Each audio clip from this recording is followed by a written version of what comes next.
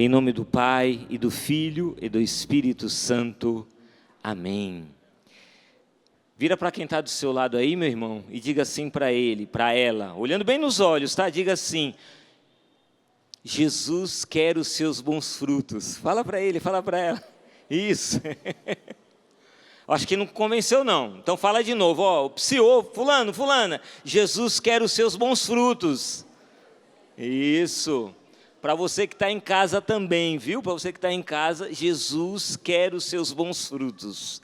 Esse é o tema desta pregação, nessa segunda-feira santa. Começou a Semana Santa, graças a Deus. Vamos aplaudir o Deus que nos ama, o Deus que nos salva, o Deus que converte os nossos corações, que se faz presente em nosso meio de forma muito especial. Rogerinha, minha irmã de comunidade, já dizia desse clima, desse ambiente santo, sagrado que nos envolve.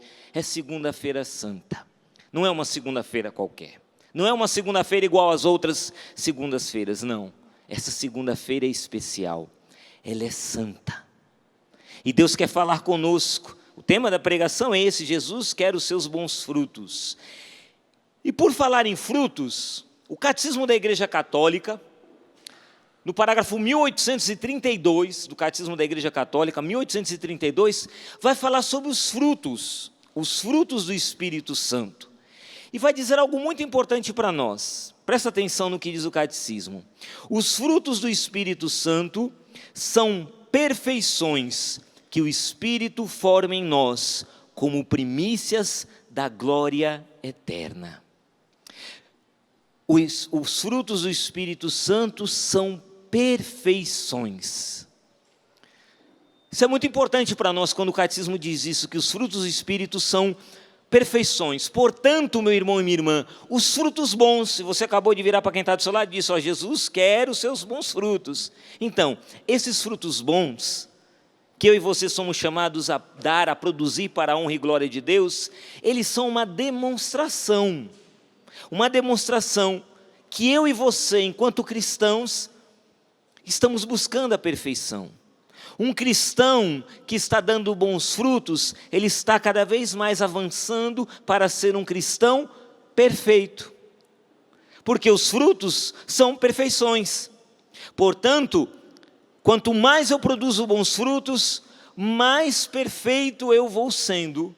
Mas o que é esse perfeito? Quando eu falo assim para você, perfeito, olha, eu sou um cristão perfeito, você é uma cristã perfeita, na cabeça nossa, muitas vezes, há aquela ideia errada, enganosa, de que o perfeito é aquele que nunca erra. Olha que coisa mais linda, né? Eu sou perfeito, não erro jamais. Eu não sei o que é a palavra erro, porque eu sou perfeito. Você não erra porque você é perfeita, mas não é nesse sentido. A palavra perfeito vem de um termo grego, uma palavra grega chamada teleios. E teleios significa, exatamente essa expressão, teleios, significa solidez, significa algo que está completo. Então, alguém perfeito é alguém que está completo, é alguém que vive essa inteireza, ele está inteiro, ele é completo, mais ainda, ele é maduro, é alguém plenamente desenvolvido, é alguém que não está faltando nada necessário, está completo. Então, o perfeito é aquele que está completo. E Jesus, ele vai nos ensinar. Lembra o que Jesus falou na cruz, logo antes, um pouco antes dele dar o seu último suspiro? Diz assim, que ele, entregou o Espírito. Na cruz, Jesus entregou o Espírito. Mas ele falou uma palavra, ou melhor, duas palavras na cruz. Você lembra quais são essas palavras? Você lembra? Está lá em João capítulo 19, versículo 30. Está consumado. É o que Jesus diz na cruz. Está consumado. Esse consumado, meu irmão e minha irmã, é o teleios. Algo que está sólido, consumado, chegou ao fim. Portanto, falar dessa perfeição e desses bons frutos é exatamente nos levar a sermos completos, inteiros e não fragmentados. e não divididos. E aí, Jesus vai nos ensinar então isso a partir de uma palavra. Dentre tantas palavras, tem uma muito importante aqui para nós que eu convido você a pegar na sua Bíblia. Está em Lucas capítulo 13, versículos 6 a 9. Lucas 13, versículos de 6 a 9. Você que está em casa também, viu? Se eu não cumprimentei você, estou cumprimentando agora, viu? Deus te abençoe, você que está em casa, viu? Muito bom você estar aqui. Assim como você que está aqui no Rincão, muito bom você estar aqui conosco, vivendo conosco essa Semana Santa. Já achou aí na Bíblia? Lucas 13, 6 a 9. Amém ou Deus me acuda? Achou, isso. Jesus contou esta parábola. Certo homem tinha uma figueira plantada na sua vinha. Foi lá procurar figos e não encontrou. Então disse ao agricultor: já faz 3 anos que venho procurando figos nesta figueira e nada encontro. Corta! Para que está ocupando inutilmente a terra? Ele, porém, respondeu: Senhor, deixa ainda este ano, vou cavar em volta e pôr adubo. Pode ser que venha a dar fruto. Se não der, então a cortarás. Pode ser que venha a dar fruto. Se não der, então a cortarás. Palavra da salvação, glória a vós, Senhor. Aplauda a palavra de Deus. Isso. Você que está em casa também, aplauda a palavra de Deus. E veja, meu irmão e minha irmã, aqui Jesus vai contar esta parábola de um homem que tinha plantado uma figueira na vinha. A gente estranha, poxa, mas uma figueira no meio da vinha? A vinha produz uvas, as videiras. Então estava ali cercado de videiras e tem uma figueira no meio, né? Parece algo estranho, mas era algo comum, uma figueira ser plantada na vinha. Eu queria explicar algumas características da figueira, para você entender, estudando um pouquinho aqui sobre a figueira. Jesus pegou como exemplo uma árvore que é muito comum na Palestina. No tempo de Jesus, muitas figueiras existiam no tempo de Jesus. Então ele pegou uma árvore comum. Esta árvore, a figueira, quando ela cresce, ela chega a alcançar até 12 metros, de 10 a 10 metros de altura. Portanto, fica uma senhora árvore, né? Além disso, ela, quando cresce, vai tendo aqueles galhos bem desenvolvidos. As folhas da figueira são folhas espessas e largas, né? E essas folhas, esses galhos grandes, robustos, eles dão uma sombra maravilhosa. Uma sombra durante o verão, propicia ali. Então o judeu ficava lá embaixo da sombra da figueira, né? Porque dava uma senhora sombra. É uma árvore grande, não é um pezinho qualquer, né? Mas é uma árvore grande. E por que ela era plantada em vinhedos? Numa vinha. Por que era plantada no meio de uma vinha? Porque a vinha tinha um solo rochoso. E a figueira crescia nesse solo rochoso. Porém, algo importante que você precisa entender. A figueira é uma árvore que ela dá frutos. Aqui vou contar para você prestar atenção. A figueira é uma árvore que dá frutos durante 10 meses por ano. Você sabia disso? 10 meses por ano, só 2 meses que ela não dá fruto. 10 meses a árvore dá fruto, o pé de figueira. Interessante isso, uma árvore grande, que dá fruto o tempo todo, que oferece sombra, e ela está ali plantada no meio da vinha. E o que é a vinha? Deixa eu ler aqui para você um pouco sobre a vinha. Interessante isso da vinha. A vinha também era muito comum no tempo de Jesus, né? Era algo comum cultivar, né? As uvas, né? Para produzir o vinho. Então, a vinha, ela era plantada em declives nas colinas. Esses declives, então no pé da colina ali que era plantada a vinha. E a vinha, ela era protegida contra a destruição pelos animais por um muro ou uma sebe que a cerca. A terra deve ser cultivada com enxada ou a grade. Para aumentar a proteção, se construía na vinha uma torre de guarda. A gente vê tudo isso quando você pega na Bíblia, abre lá em Isaías, no capítulo 5, a partir do versículo 2, do versículo 2 ao versículo 7, não precisa pegar não, mas depois se você quiser ler, lá no livro do profeta Isaías, Deus vai falar dessa vinha, que é Israel, e Ele vai falar tudo o que Ele faz para cuidar da vinha, para proteger a vinha. Portanto, a vinha precisava de cuidados, precisava de uma torre para proteger, porque vinham os animais destruíam, era tudo assim muito frágil, né? Era tudo muito, precisava de cuidado. Essa vinha, ela tinha fragilidade, precisava de cuidado, de atenção. A figueira, não, porque a figueira nascia num solo rochoso, crescia, virava uma tremenda árvore. A figueira não precisava, ela por si só daria fruto. E aí você entende então o questionamento do dono da vinha, que vai para o dono dessa figueira, que chega ali na vinha, foi lá procurar figos e não encontrou. E ele vai dizer ao agricultor, já faz 3 anos que venho procurando figos nessa figueira e nada encontro. 3 anos que estou procurando frutos. E essa figueira não dá frutos. Veja, uma árvore que dá frutos 10 meses por ano. É normal para a figueira dar frutos, mas o dono daquela figueira foi e não encontrou frutos, alguma coisa estava errada. Havia alguma coisa errada, ela estava plantada ali no lugar, estava tudo certinho para ela dar frutos, mas a bendita da figueira não deu frutos. E ela está no meio da vinha, e a vinha requer cuidado, lembra? A torre, a cerca para proteger dos animais, tudo isso. Tem que se cavar ali na vinha, né, com a enxada. E aí, o agricultor vai dizer, Senhor, deixa ainda este ano, vou cavar em volta e pôr adubo.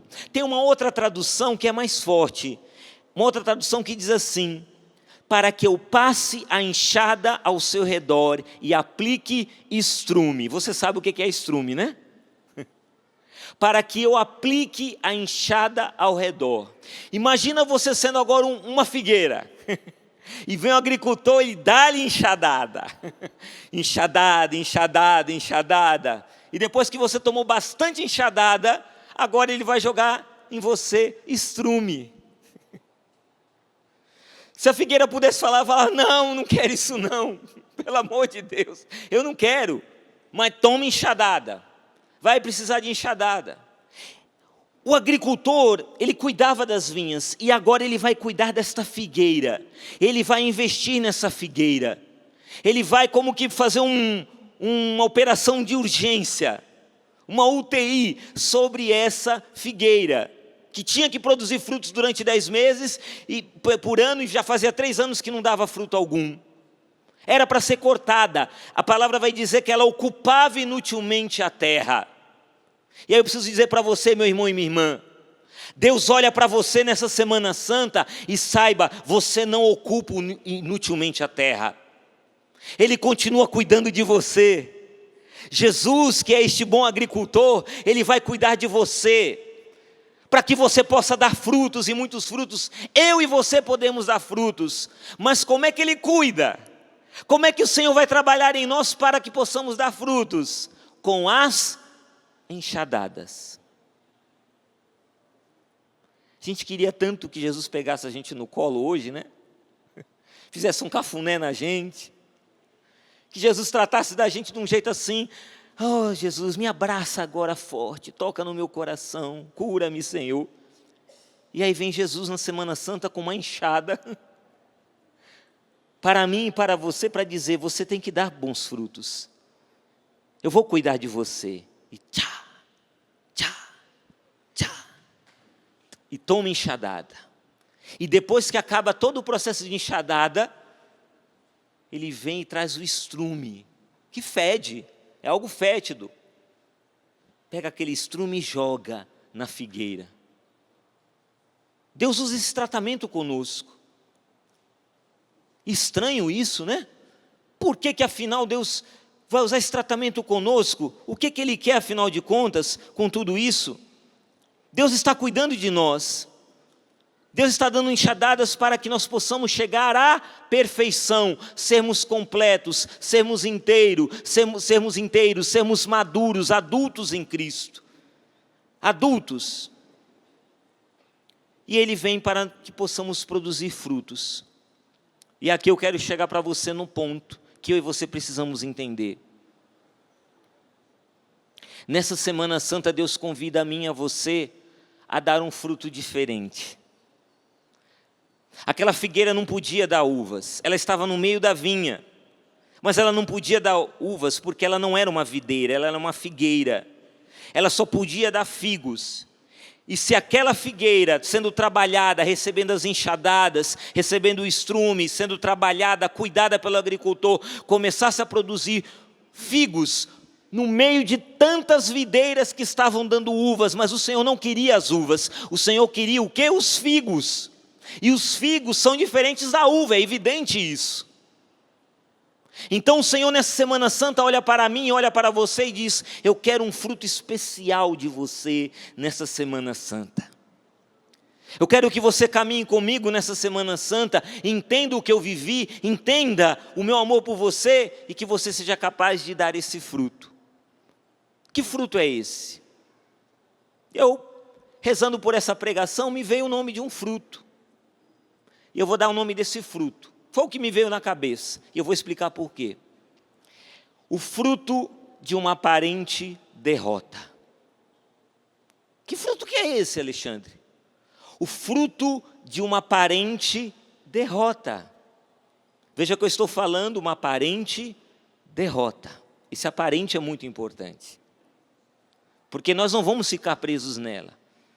Porque essa aparente derrota, lá na frente vai se transformar em vitória. Mas agora, eu e você somos chamados a dar o fruto de uma aparente derrota. Que fruto que é esse?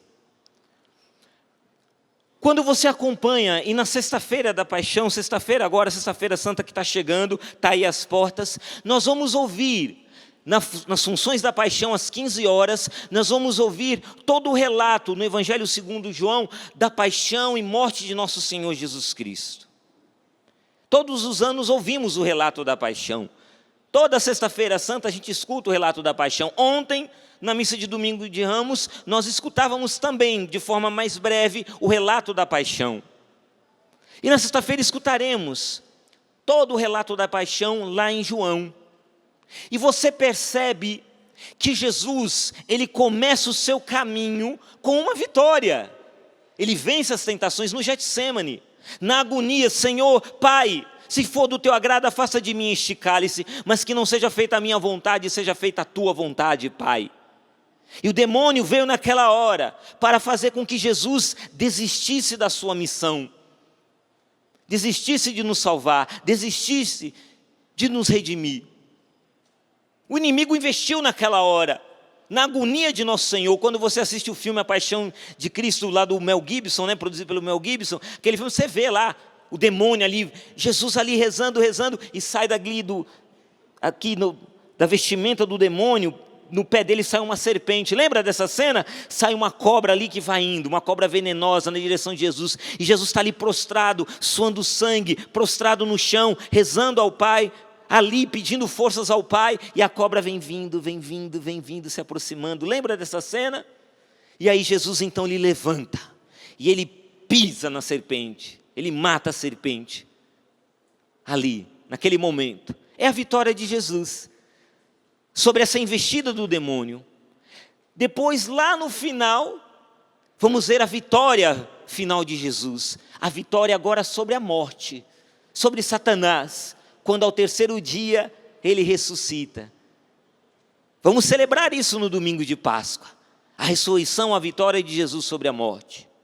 Agora, da agonia até a ressurreição, você percebe que Jesus, ele vai sofrendo perdas, aparentes derrotas. Quando você acompanha o caminho de Jesus, você vai vendo que Jesus vai vivendo, vai sofrendo aparentes derrotas. Ele sofre a traição, Judas o trai. Não bastasse isso, Pedro o nega.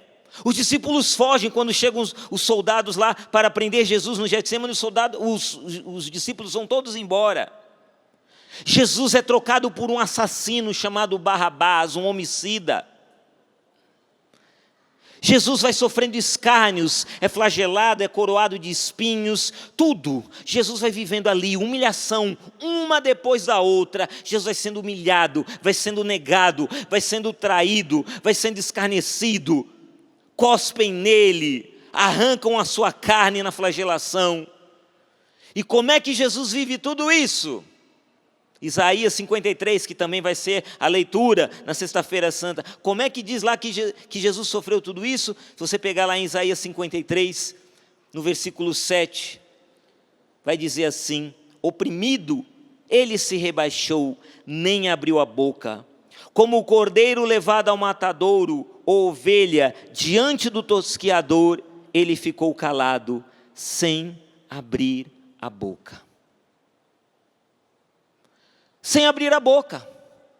Jesus não reclamou, Jesus não se justificou, Jesus não ficou dando desculpa esfarrapada, Jesus não ficou se vitimizando, olha que coisa que fizeram comigo, como eu fui injustiçado.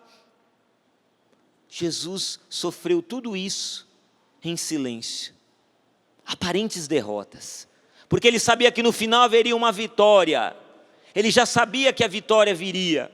Mas veja, meu irmão e minha irmã, eu lembro, quem aqui nasceu lá nos anos 80? Antes dos anos 80, levanta a mão aqui no rincão, quem nasceu antes da década de 80? Eu nasci em 70, não parece, obrigado, né? Então você que nasceu aí antes dos anos 80, você vai lembrar que nos anos 80 existia uma propaganda. Você lembra uma propaganda de um produto chamado Denorex? Lembra? Os antigos lembram desse produto? Denorex? Lembra? Era um anticaspa. Aí a propaganda dizia assim, a pessoa estava com caspa, aí está com caspa, e soprava tudo mais, e aí dizia assim, olha, use Denorex, porque ele parece remédio, mas não é. Né? O que ele é? Não, parece remédio, mas não é remédio. Parece, mas não é. Jesus, ele vai passando por um caminho em que aparentemente aos olhos dos homens, ele vai sendo derrotado. Se tu és o Filho de Deus, desce da cruz. Desce da cruz se tu és o Filho de Deus. Não foi isso que disseram lá os fariseus? Aos pés da cruz disseram, se tu és o Filho de Deus, desce da cruz. Ele poderia ter descido da cruz, poderia ter vindo um anjo com uma espada flamejante, um escudo, ter libertado o Filho de Deus da cruz, todo mundo cairia prostrado, ali no chão, adorando e dizendo, é o Senhor que é Deus, é o Senhor que é Deus. Teve ainda um ladrão do lado dele que ficou reclamando, se tu és o Filho de Deus, livra nós aqui. Aí o outro bom ladrão vai dizer assim, né? Não, mas a gente merece o que a gente está vivendo aqui. Ele não, o que ele fez? Lembra-te de mim quando vieres com teu reino. Jesus vai sofrendo aparentes derrotas. Parece, mas não é. E Jesus nessa Semana Santa está convidando eu e você para trilharmos esse caminho. Diante de um mundo que fala tanto de triunfalismo, diante de um mundo, quem que não gosta de ouvir a palavra vitória, gente? Quem que não gosta de ouvir a palavra vitória? Você vai vencer, eu vou vencer, já vencemos, já vencemos.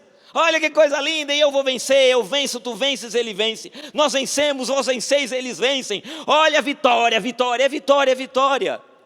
Ali o Filho de Deus vai vencer no sepulcro vazio, mas até a pedra rolar no terceiro dia, ele vai sendo humilhado.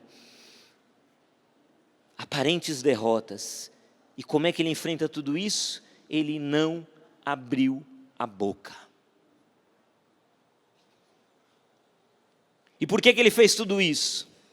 Lá em 2 Coríntios capítulo 5, versículo 18, vai dizer, ora, tudo vem de Deus, que por Cristo nos reconciliou consigo.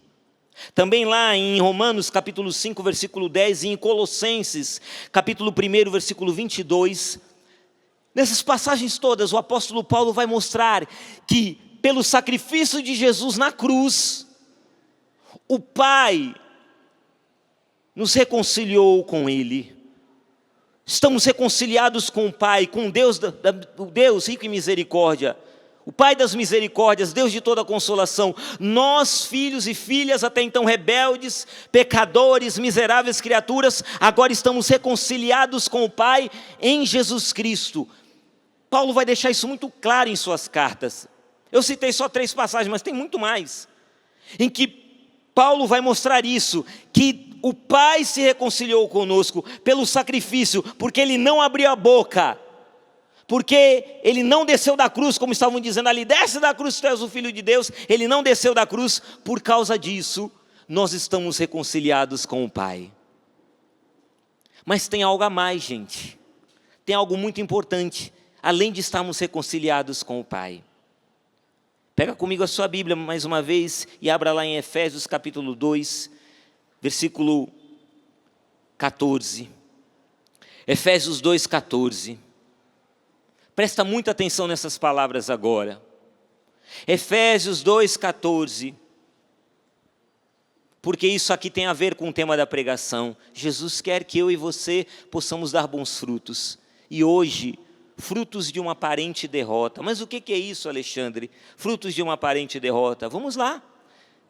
Efésios 2,14, de fato ele, Jesus, é a nossa paz, de dois povos fez um só povo, em sua carne, derrubando o muro da inimizade que os separava, e abolindo a lei com seus mandamentos e exigências, ele quis, assim, dos dois povos, formar em si mesmo um só homem novo, estabelecendo a paz, e reconciliando os dois com Deus, em um só corpo, mediante a cruz, na qual matou a inimizade. Palavra do Senhor, graças a Deus. Na cruz, Jesus matou a inimizade, o que era separado, o que era dividido. Ele faz agora o quê? A reconciliação com o Pai.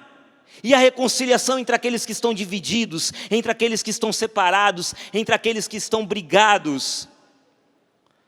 Na cruz acontece a reconciliação. E aí eu preciso dizer para você, meu irmão e minha irmã, para você que está em casa, reconciliar é lindo, só que reconciliar também é perder.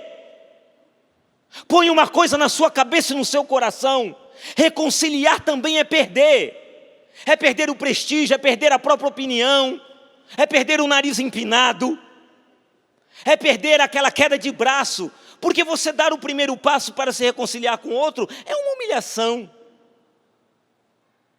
Eu não vou pegar o celular e vou ligar para aquele meu irmão, porque ele me magoou, não sei o quê, não. Esses dias estava numa missa, não aqui na Canção Nova, em outro lugar, e o padre falava de dois irmãos que passaram 18 anos brigados por causa de um cavalo. Porque compraram o cavalo era cego, e o pai dizia: mais cego que o cavalo são vocês dois. Ficaram 18 anos os irmãos brigados, levou 18 anos para se reconciliarem. 18 anos, por causa de um cavalo. Quantas pessoas no meio de nós estão passando a Semana Santa brigadas, divididas, magoadas? Quantas pessoas feridas? Eu preciso dizer para você, meu irmão e minha irmã, um coração ferido é como uma figueira estéril. É a mesma coisa de uma figueira estéril. Não dá fruto bom, não dá fruto que preste. Um coração ferido, gente, desculpa a expressão, é uma desgraça. Um coração ferido nos leva a usar frases do tipo, vou falar algumas frases, vê se você se identifica com alguma delas. Ah, Alexandre, eu era bonzinho, viu? Mas agora eu cansei de ser bonzinho. Todo mundo me fazia de trouxa, Alexandre, então eu cansei de ser bonzinho. Agora eu parto para cima mesmo. Cansei de apanhar, cansei de ser bonzinho. Então agora vão conhecer o meu lado ruim. Essas pessoas vão conhecer meu lado ruim. Tem gente que está com o coração tão ferido que diz assim: cansei de ser bonzinho.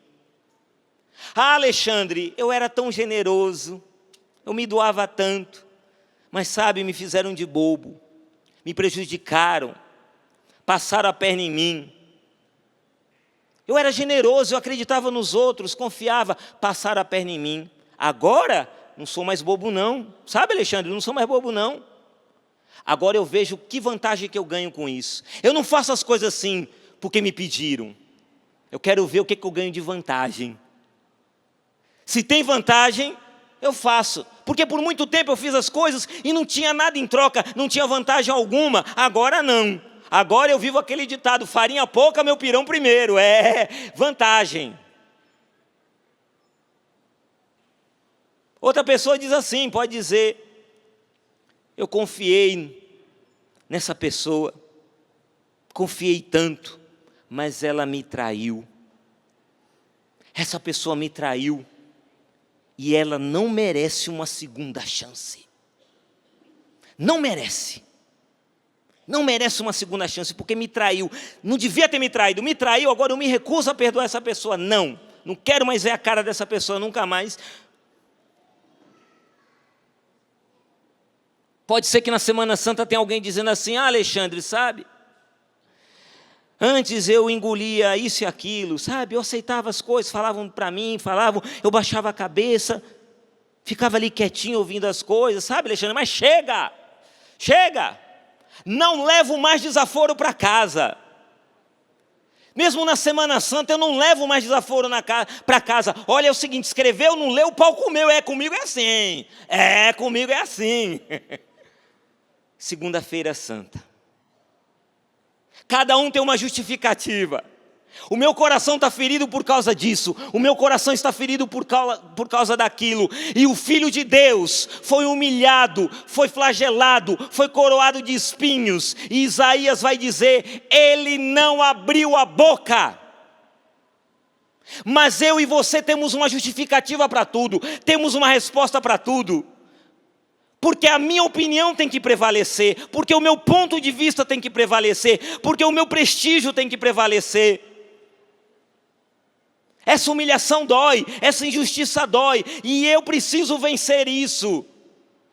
E você não entendeu o que é o fruto da aparente derrota, que reconciliar é perder, é dar o primeiro passo, é se humilhar em direção ao outro, e vão te chamar de bobo, vão te chamar de trouxa, a você cristão, vão dizer para você assim: mas que bobo, que idiotice, perdoou essa pessoa? Você é boba demais, mulher. Perdoou de novo.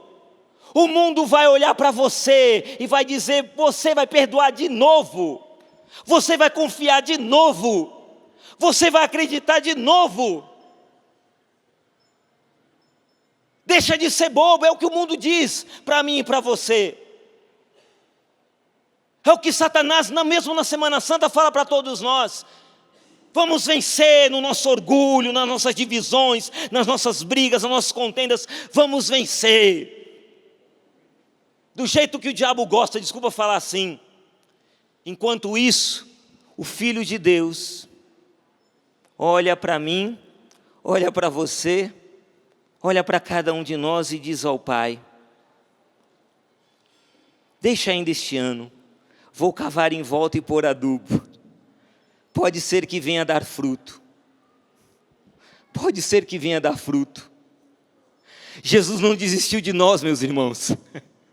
Graças a Deus Ele não desistiu de nós. E vem as enxadadas, vem as humilhações, e a gente grita, a gente reclama, a gente esperneia, a gente não aceita e tudo mais, e a enxadada está vindo, e dói. Vem o estrume para a figueira dar fruto, e a gente não entende.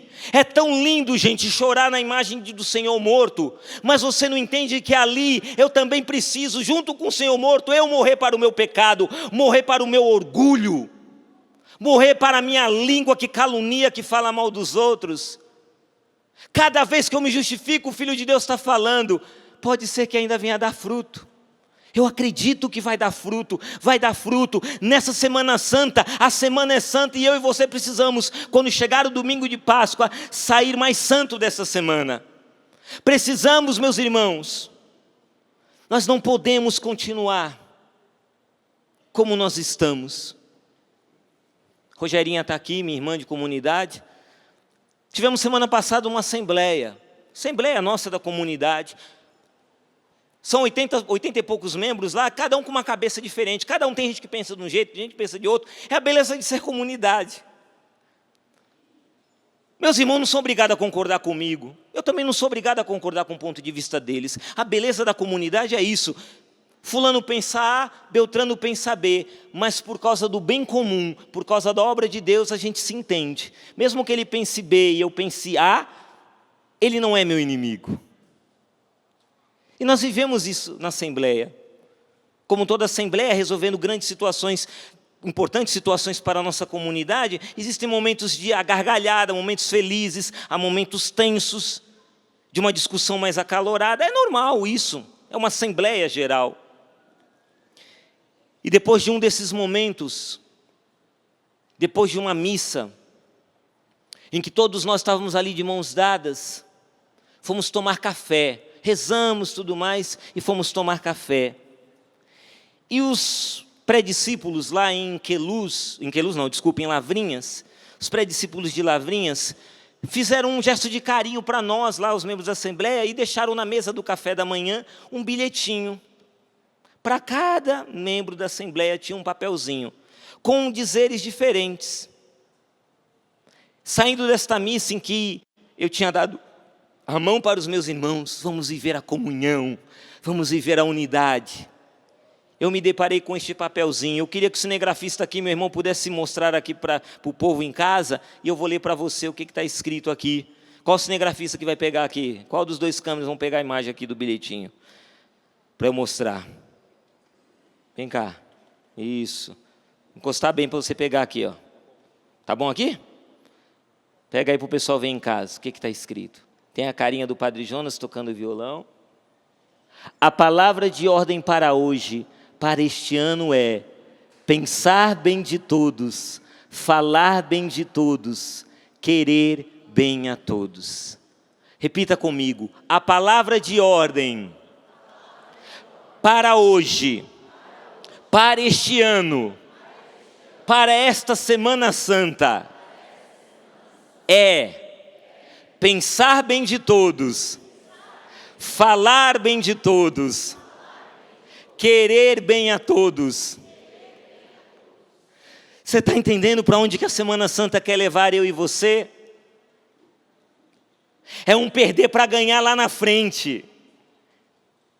Pensar bem de todos, falar bem de todos, querer bem a todos, é lindo, chega a soar poético, mas não é fácil, gente. Isso que Padre Jonas está falando para nós, esse profeta, esse homem de Deus, esta alma santa, que é o meu pai fundador, ele fala: pensar bem de todos, falar bem de todos, querer bem a todos. Ô, Padre Jonas, como isso é difícil. É difícil demais, porque às vezes dá vontade de esganar o outro, pegar assim, né? Não dá vontade de às vezes esganar o outro. Sobe, pisou no meu calo, o sangue sobe. E eu vou vencer, porque é meu inimigo, eu vou derrotá-lo, eu vou. E eu pensar bem de todos, meu Deus, falar bem de todos, que difícil. Querer bem a todos, oh meu Deus, como isso é difícil. Mas esse é o caminho, meus irmãos. Deixa eu contar um segredinho para você. Vou falar até baixinho, tá? Para os outros não escutarem. Ninguém disse que seria fácil. Vou falar bem baixinho. Ninguém disse que seria fácil. Gente, o evangelho é para quem tem coragem. Seguir a Jesus é para quem tem têmpera. Seguir Jesus, ser discípulo de Jesus, ser cristão é para quem tem couro grosso. Quem é mole, quem é frouxo não consegue. Vai viver dando justificativa. Não vai conseguir tapar a boca. Como Jesus, que sofreu o que sofreu, viveu as aparentes derrotas e não abriu a boca. Porque quem é mole, quem é frouxo, quem é egoísta, quem só pensa em si mesmo, farinha pouca, meu pirão primeiro, vai viver só dando desculpa, só justificando: fizeram isso comigo, fizeram isso, aquilo, e por isso eu vou fazer isso também, eu vou pagar o mal com o mal que me fizeram. E o que Jesus ensina? Pagar o mal com o bem. Não é pagar o mal com o mal, mas quantos estão vivendo a Semana Santa pagando o mal com o mal? O diabo nem tem trabalho, meus irmãos. Recebi esses dias uma historinha, eu quero ler para vocês essa historinha. Achei bem interessante essa historinha, para a gente entender. Olha só que interessante essa historinha. É a historinha do burro solto, o burrinho solto. Então a historinha conta o seguinte: o diabo chegou, viu um burro amarrado a uma árvore. Quem sabe era uma figueira, né? Estava ali amarrado no pé da árvore, ali, o burrinho. O diabo foi lá, olhou para um lado, para o outro. Não viu ninguém, foi lá e soltou o burrinho. O burrinho está livre da árvore. O burrinho, que beleza. O que o burrinho fez? O burrinho entrou na horta. lá dos camponeses vizinhos, e começou a comer tudo. O burrinho estava com fome, começou a estragar a horta de todo mundo. A mulher do dono ali da horta, quando viu aquilo, ela ficou furiosa. Ela pegou uma espingarda e pá! Matou o burro. Como dizia o saudoso padre Léo, o burro morreu. Morreu o burro. Mas não parou por aí, gente. O dono do burro foi procurar o burro lá no pé da árvore, viu que o burro não estava lá, foi procurar, achou o burro morto naquela horta. Ele ficou furioso. Ele ficou enraivecido, ele foi lá, pegou a sua espingarda, e ele viu a mulher com um rifle lá, a espingarda também, e pá! Matou a mulher. Meu Deus. Ao voltar para casa, o marido daquela mulher, ele encontrou a sua esposa morta. Ele descobriu que tinha sido o dono do burro que havia feito isso. Ele foi lá e se vingou, matou o dono do burro. Mas não parou por aí, gente. Os filhos do dono do burro, quando viram que o pai havia sido assassinado, foram lá e tacaram fogo na fazenda do camponês. Queimaram tudo, não deixaram nada sobrando. Queimaram tudo. E aí o camponês, vingando-se dos filhos do dono, foi lá e matou todos eles. E tinha um anjo de Deus vendo tudo aquilo. Um anjo de Deus assistindo aquele monte de morte, aquele monte de vingança.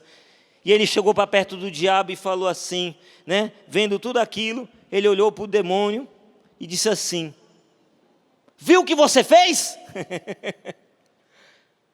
Virou para o diabo e falou: viu o que você fez? O anjo de Deus falando. E o diabo respondeu: eu não fiz nada, eu só soltei o burro. Eu não fiz nada, eu não fiz nada.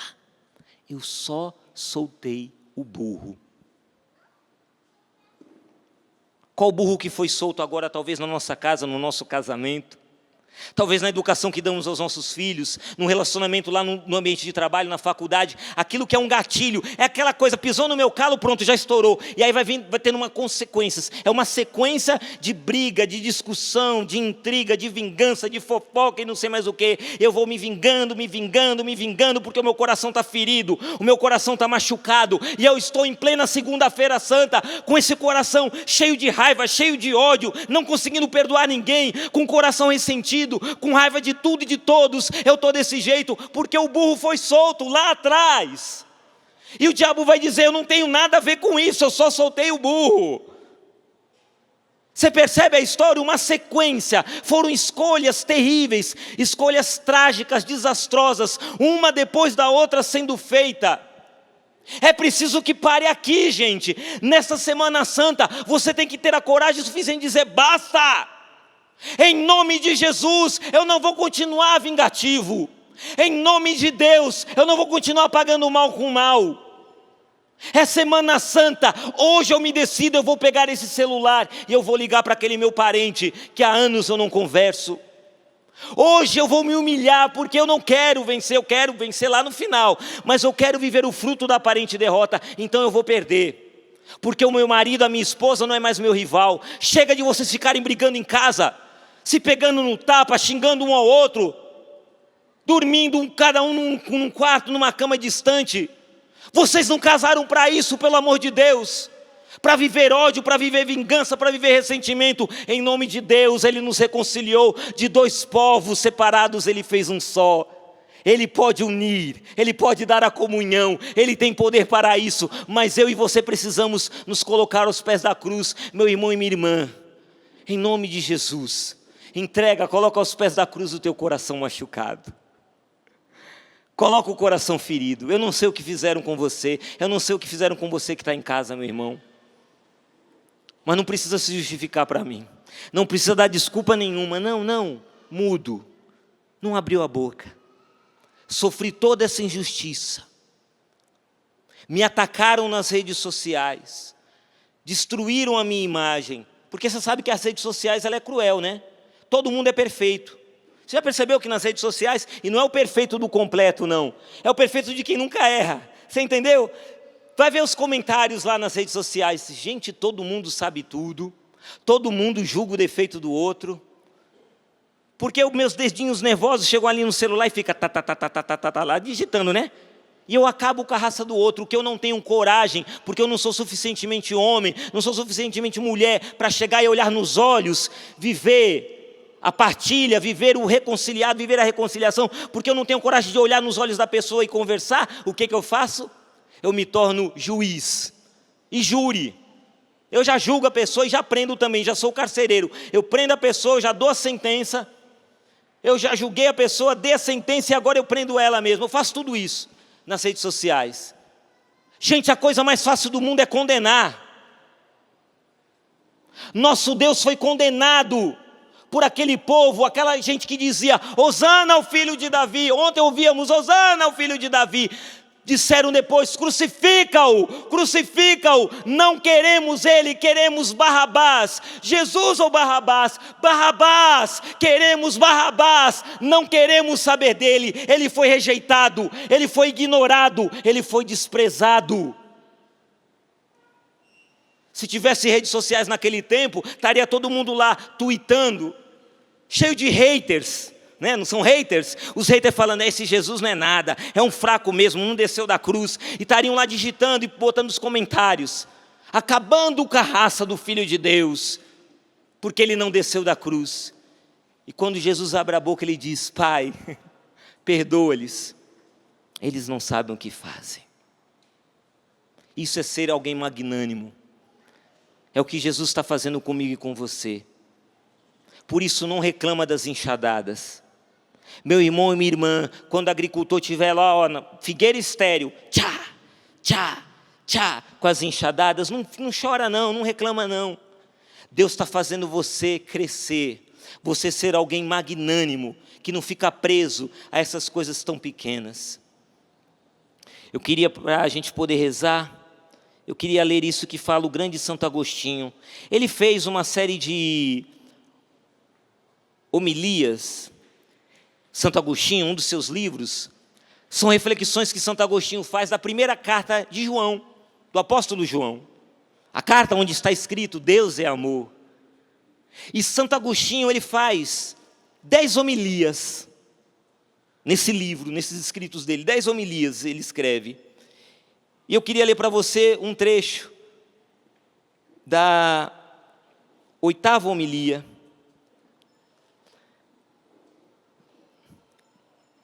Na 8ª homilia que ele faz, ele está falando sobre a primeira carta de João. Ele vai falar, naquela parte que diz assim, aquele que ama a Deus tem que amar também o seu irmão. Se não pode dizer que ama a Deus e não ama o irmão, né? Ele vai falando sobre isso. E ele diz assim, ele fala, você vê o seu inimigo lutando contra você, furioso. Talvez aquele primo, aquele cunhado, aquele parente, eu não sei, aquela pessoa da sua família que está furiosa com você, está te machucando, está trazendo feridas ao seu coração. Ele está falando aqui, você vê o seu inimigo lutando contra você, furioso, mordendo com palavras, exasperando contumélias. Contumélias significa insultos, ofensas, xingando você, molestando você com ódio. Você tem em conta isso nele, que ele é um homem. Você vê todas essas coisas que são contra você, que foram feitas pelo homem, e você vê nele que ele foi feito por Deus. Agora, que ele foi feito homem, foi obra de Deus, mas que ele te odeia, é obra dele. Que ele tem má vontade com você, é obra dele. E o que você diz em sua mente? Senhor, seja misericordioso com ele, perdoe-lhe os seus pecados, lance o terror nele, mude-o. Você não ama nele o que ele é, mas o que deseja que ele seja. Consequentemente, quando você ama um inimigo, você ama um irmão. Portanto, o amor perfeito é o amar um inimigo, cujo amor perfeito está no amor fraterno. E aí ele prossegue, se o seu inimigo o odeia, e injustamente o odeia, alguém te perseguiu, alguém te caluniou, alguém te prejudicou, fizeram uma grande injustiça com você, meu irmão e minha irmã, É isso que ele está falando aqui, Santo Agostinho. Saiba que a luxúria do mundo reina nele, nessa pessoa que está te perseguindo. Por isso que essa pessoa te odeia. Se você também o odeia, você, por outro lado, torna o mal com o mal. Está pagando o mal com o mal. O que significa transformar o mal com o mal? Chorei por um homem doente, vai dizer Santo Agostinho, por um homem doente que te odiava. Agora eu lamento eu você, se você também odeia. Mas ele ataca a sua propriedade, ele tira de você, eu não sei o que você tem na terra, portanto você o odeia, porque ele o coloca em apuros na terra. Ele está falando aqui, essa pessoa te prejudicou, ela destruiu sua imagem, ela roubou você, tirou algo que era seu por direito. Aqui nessa terra, nesse vale de lágrimas, essa pessoa te odeia, ela te persegue, ela tirou algo de você que era muito precioso. Mas aí você é chamado a odiar essa pessoa? Não, eu sou cristão, eu não vou pagar o mal com o mal. E aí Santo Agostinho conclui dizendo: essa pessoa te colocou em apuros na terra, não se estreite, vá para o céu acima. Lá você deve ter seu coração onde há espaço amplo, para que você não possa ser estreitado na esperança da vida eterna. Meu irmão, vá para o céu. Acima de nós, acima de nossas lutas, acima de nossas rixas, acima de nossas dores, acima das feridas, existe um céu. Vá ficando de pé agora e nós vamos rezar, porque acima de nós existe o céu, meus irmãos. E este céu agora está trabalhando para mim e para você, e trabalhando para que haja uma profunda cura em nossos corações. Coloca a mão sobre o peito, sobre o coração, e tenha essa coragem agora, de pedir a Deus que nessa Semana Santa, você possa de fato dar passos de alguém que busca a perfeição, que busca a santidade. Vai pedindo ao Senhor agora a graça, não reclama das enxadadas, não reclama do estrume não reclama. Mas em cada humilhação, todas as humilhações, talvez você tenha vindo para cá ferido, humilhado, injustiçado, perseguido, caluniado. Fizeram tanta coisa ruim para você. E seu coração agora está tomado de raiva, de ódio, de ressentimento. Senhor, cura o nosso coração. Jesus, o Senhor que não abriu a boca, o Senhor que aos olhos do mundo viveu aparentes derrotas, mas o Senhor venceu. No fim das contas, Tu és o grande vencedor, e nós queremos vencer contigo também. Dai-nos a graça, Jesus, de neste final de manhã, nessa segunda-feira santa, dai-nos a graça de vencermos o ódio, de vencermos a falta de perdão, de vencermos o ressentimento, aquele desejo de querer se vingar, de pagar na mesma moeda. Senhor, não deixa mais o burro ficar solto. Nós não queremos mais, Senhor, nos vingar de forma, Senhor, impensada, impulsiva. Não, Senhor. Doma-nos, domina-nos, Senhor. Controla-nos. Age em nós. Convido você agora de olhos fechados, com a mão sobre o peito, sobre o coração. Pensa naquela pessoa que hoje mais te deu tristeza, te deu desgosto, feriu seu coração. Aquela pessoa que talvez feriu a tua honra, destruiu sua imagem, caluniou você nas redes sociais. Aquela pessoa que machucou você, que afetou a sua família, afetou até a sua caminhada. Quantas pessoas vêm aqui machucadas até dentro da igreja, com aquele coordenador, com aquela autoridade, aquele padre, aquela pessoa lá do grupo, daquela pastoral, veio para cá ferido. Perdoe agora. Perdão é uma questão de decisão, com a mão no peito, no coração, de olhos fechados, vai dizendo: eu me decido a perdoar, eu perdoo, Senhor. Não precisa se preocupar em sentir nada agora, mas se decida agora, mesmo que você não consiga falar em voz alta, no silêncio do teu coração, perdoe, meu irmão, perdoe, reconcilie-se agora, decida-se a perder, para ganhar, é um perder para depois ganhar. Eu estou pedindo agora, Espírito Santo de Deus, vem sobre nós e sobre todos aqueles que estão em casa agora. Vem sobre a canção nova, vem sobre toda a canção nova, vem sobre nós aqui neste rincão, vem sobre a casa de cada um que está agora sintonizado conosco pela TV, pela rádio, pela internet. Derrama, Senhor, do teu lado transpassado pela lança, a graça da reconciliação. O Senhor na cruz nos reconciliou com o Pai. O Senhor na cruz quer nos reconciliar uns com os outros. Que não, Senhor, permaneçamos apegados ao nosso orgulho, à nossa própria opinião. Dai-nos a graça, Senhor, de dar o primeiro passo, de nos humilharmos, porque é um perder para depois ganhar. Mesmo que seja uma aparente derrota, não nos importa, Senhor. Contigo venceremos. No sábado santo, na vigília pascal, entoaremos a tua vitória, a tua ressurreição, a tua vitória sobre a morte. Contigo queremos vencer. Queremos vencer agora pelo perdão, pelo amor aos nossos inimigos, aqueles que nos perseguem. É tão difícil, Senhor, mas dai-nos hoje a graça, pensar bem de todos, falar bem de todos, querer bem a todos. Solta a sua voz na linguagem dos anjos, vai orando. O Espírito Santo faz em nós essa obra agora. Pensar bem de todos na Semana Santa, falar bem de todos na Semana Santa, querer bem a todos na Semana Santa. Isso é ser cristão, isso é vencer o demônio, isso é colocar de volta o burro que estava solto, para que ele não cause mais destruição em nossas vidas, em nossas famílias. Vença, Senhor, vença sobre todo ódio, toda vingança, toda amargura, que cesse as divisões, os conflitos, as contendas, as raivas, as iras, que cesse o ódio entre nós, Senhor, porque esta semana ela é santa. Dai-nos a graça, Senhor, de vivermos a misericórdia, o amor e o perdão. Dai-nos a graça da reconciliação. Amém, meu Deus. Levanta seu braço. Porque tudo que há dentro de mim. Canta isso, meu irmão.